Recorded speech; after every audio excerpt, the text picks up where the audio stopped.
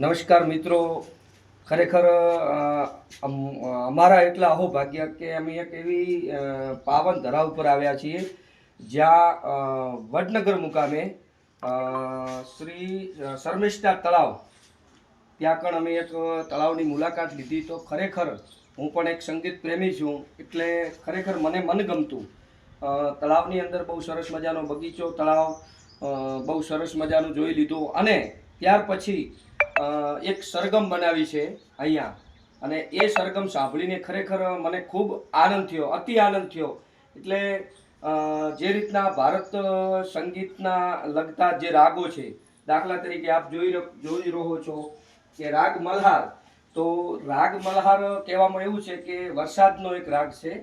તો કયા કયા હાર્મોનિયમની અંદર કયા કયા સૂર લાગતા હોય એ રીતનો એક રાગ છે. અને આપ જોઈ શકો છો કે અહીંયા તમને એક ઇયરફોન આપે, એ દ્વારા અહીંયા પિનમાં નાખી અને તમે સાંભળી શકો કે આ રાગની અંદર કયા સ્વર કયા ક્યાં લાગે. એ રીતનું અહીંયા રાગ માટે બહુ સરસ મજાનું આપણને માર્ગદર્શન પણ મળે છે. એટલે બીજા પણ અહીંયા હું તમને બતાવું તો પ્રેક્ષક મિત્રો આપ જોઈ શકો છો કે અહીંયા રાગ ભૈરવી છે. તો કેવી રીતનો ગાવો, કયા સમયે ગાવો, એ પણ આપણને તાનપુરાની અંદર સાંભળવા મળે છે, કયા સૂર લાગે. બરાબર. ત્યાર પછી એક બહુ સરસ મજાની જે વડનગરની પ્રખ્યાત કહાની, તો રાગ દીપક, જે આપ જોઈ શકો છો કે તાનસેને રાજાના દરબારમાં રાગ ગાવેલો, અને ત્યાર પછી એમને શરીરની અંદર અગ્નિ પ્રગટ થઈ, અને પછી આ રાગ ને અગ્નિ બુઝાવવા માટે તાનારીરીએ શું કહેવાય, મેઘ મલ્હાર રાગ ગાયો. એ અહીંયા વડનગરની પણ એક પ્રખ્યાત તાનારીરીનું પણ તળાવ છે. ત્યાર પછી આપ જોઈ શકો છો અહીંયા પણ એક ખ્યાલ નથી હવે કયો રાગ છે, પણ અહીંયા સરગમ લખેલી નથી, ક્યાંક હશે કંઈક. પણ અહીંની આગળ પણ રાગ પહાડી આપ જોઈ શકો છો. રાગ પહાડી, તો આમાં કયા કયા સ્વર લાગે, તો અહીંયા તમે ઇયરફોન નાખી અને આ સ્વિચ ચાલુ કરીને સાંભળી શકો કે રાગ પહાડીનો કયા કયા સુર લાગે. એટલે મિત્રો, મારો આમ વિષય સંગીત પ્રેમી છું, પણ આમ નથી, પણ આ તો એક માર્ગદર્શન છે કે કોઈ પણ સંગીતકાર હોય તો એને વડનગરની મુલાકાતે આવ્યા હોય તો આટલું જોવું પણ જરૂરી છે. ચલો, આવી શકો છો. ત્યાર પછી તળાવ છે બહુ સરસ મજાનું. બીજા પણ અહીંયા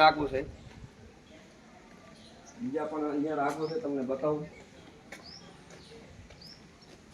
આપ ચાલુ રાખશો યક્ષક મિત્રો, આપ ત્યાં સુધી વિડીયોની અંદર ઉપસ્થિત રહેજો.